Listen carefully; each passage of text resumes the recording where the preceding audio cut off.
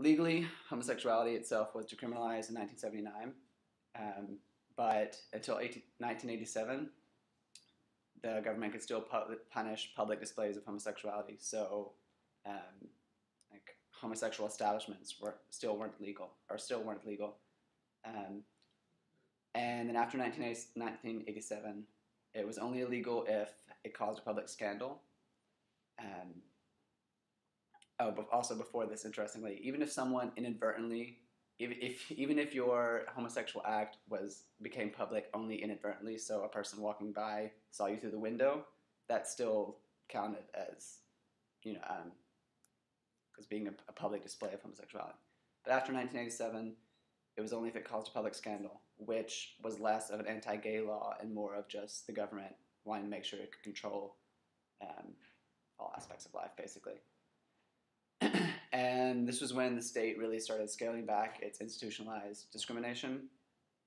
So, because basically with the loss of the Soviet Union, Cuba had much bigger things to worry about than oppressing gays. So gay life began returning more to the open and arriving at the current situation, which is what I saw when I was there last month.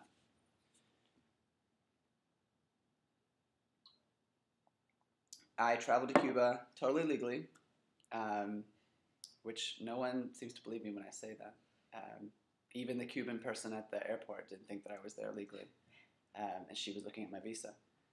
But I went as part of a humanitarian mission with a group of gay activists and people interested in gay culture here in the United States. So we had various official meetings, but then I also went out on my own and talked to regular gay Cubans. So on the official level, we met with the director of the trans program at Cinesex. Cinesex is essentially the government ministry of sex education, and it was started by Raul Castro's daughter, Mariela. But because Raul supports it, a lot of Cuban exiles somehow spread this rumor that Raul is gay. But I think that's more of just a way to criticize, another way for the conservative Cuban exiles to criticize the Castro regime. Cinesex has two main projects. Primarily, it provides support for LGBT Cubans, because I know this is something you'd ask me about the trans community. They separate transgender and transsexual, but it's reversed so that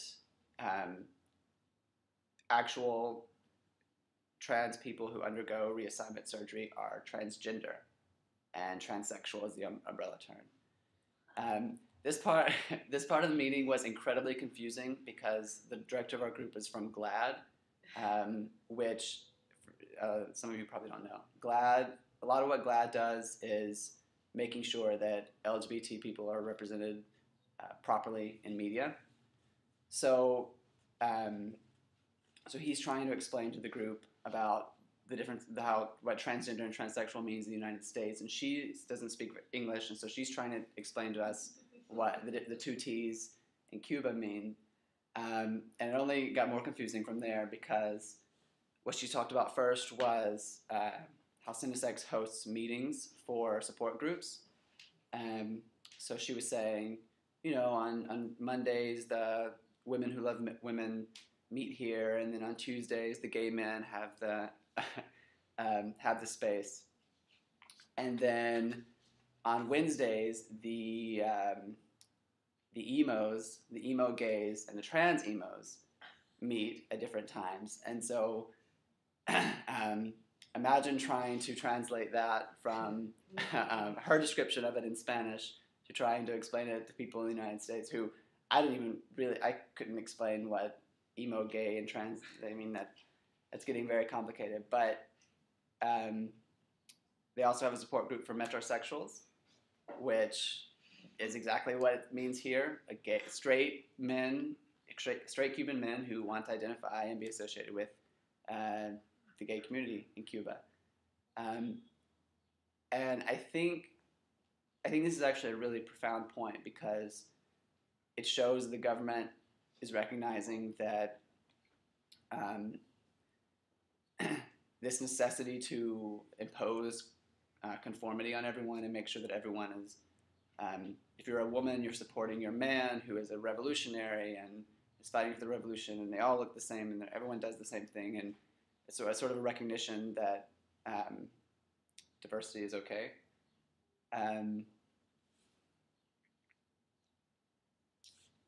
The two biggest problems that she said that gay Cubans face today are negative media representation and access to education in the access to education in the sense of like gay men's health information. And for media representation, she said that there are a lot of gay characters in soap operas and television shows, but they're usually the villains. So the plot line will center around how the man is actually gay and how it destroys his family and his marriage and things like that. So there are all these. I was surprised actually at how many similarities there were between like the work Cinesex is doing and then what GLAAD does here in the United States. The first question that someone asked her was, of course, gay marriage in Cuba. And her answer, because she was the director of the trans program at Cinesex. So for her answer, she told us the story about recent history of the trans issue in Cuba.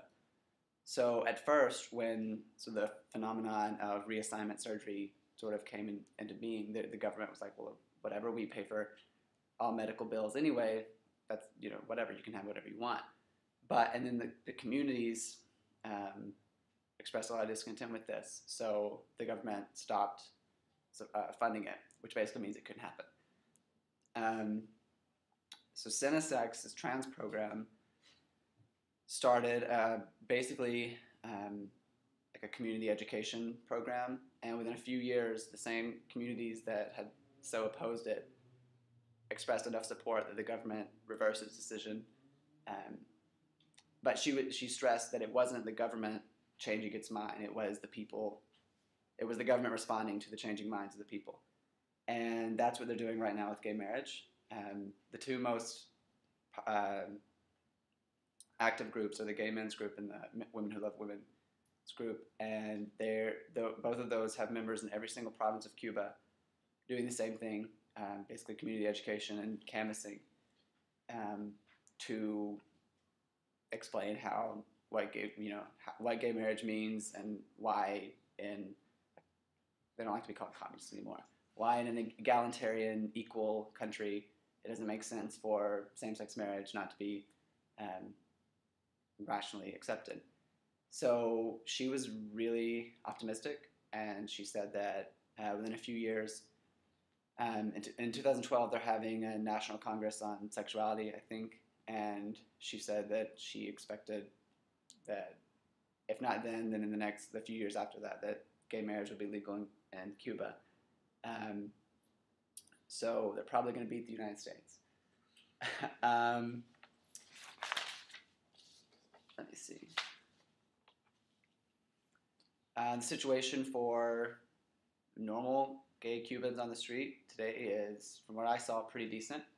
There's a big difference between, that being said, there's a big difference between gays in Havana and gays in the countryside, because we went to a lot of smaller towns and cities in the provinces around Havana province.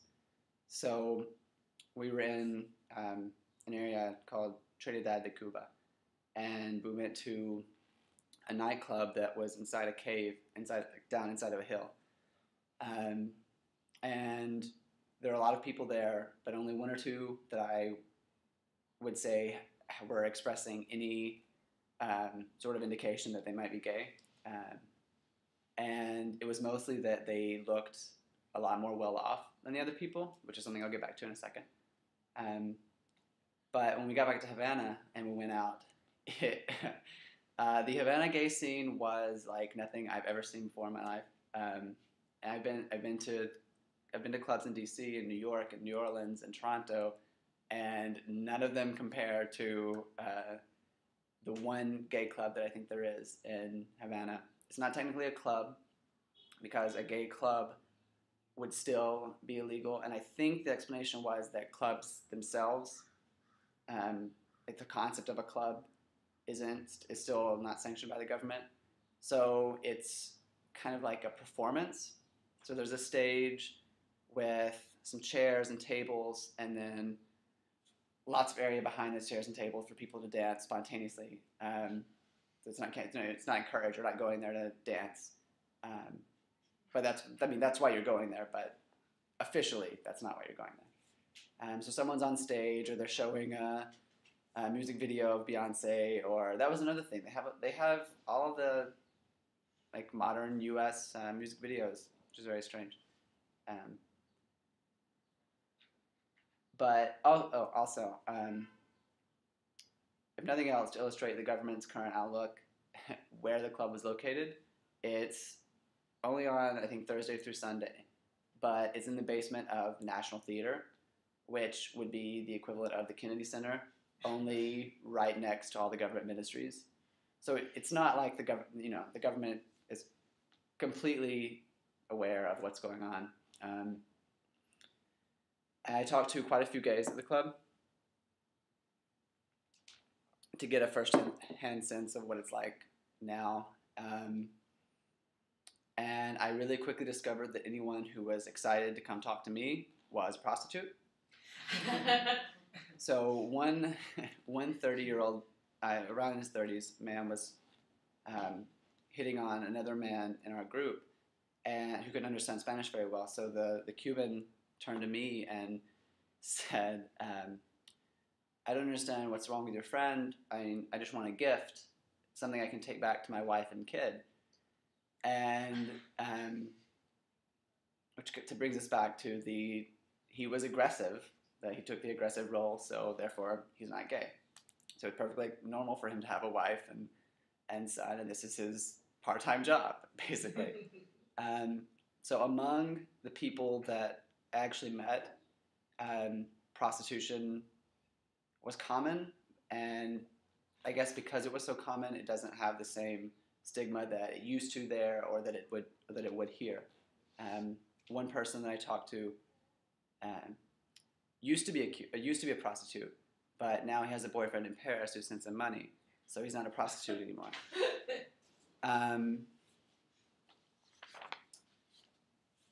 And his group were all sporting really stylish clothes, and they all had smartphones, and they seemed really well off. And that's something that I noticed in Havana in general, but especially among the attractive young men who could make money being prostitutes. They are very well off, and I think a lot of times I think a main reason why it doesn't have as much stigma as it used to, not that because it's so common that homosexuality is still being associated with prostitution, but I think there's less stigma around it because they're able to bring in so much money from tourism, from the tourists that come, and support their families. And so it's hard to criticize your son for paying, all your bills and putting food on your table and things like that. So that's gay life in Havana at the moment. Like I said, I think they're witnessing a rebirth of the association of being gay with being a prostitute, but in sort of a different, kind of a different context. And also, I want to say there were plenty of people at the club who were not prostitutes. They were just normal Cubans having fun, enjoying themselves like anyone else would, anywhere else in the world. And the government now is, like I said, completely turning a blind eye. They don't care anymore.